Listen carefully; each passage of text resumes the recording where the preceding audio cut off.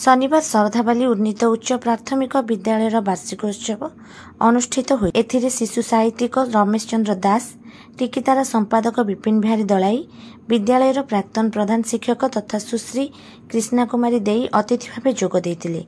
एथिरे विद्यालयर छात्र छात्री माने सांस्कृतिक कार्यक्रम परिवेषण करथिले। विभिन्न प्रतियोगितार कृति प्रतियोगी मानक पुरस्कार प्रदान। विद्यालयर प्रधान शिक्षयित्री हरप्रिया मिश्र वार्षिक विवरणी पाठ करथिले।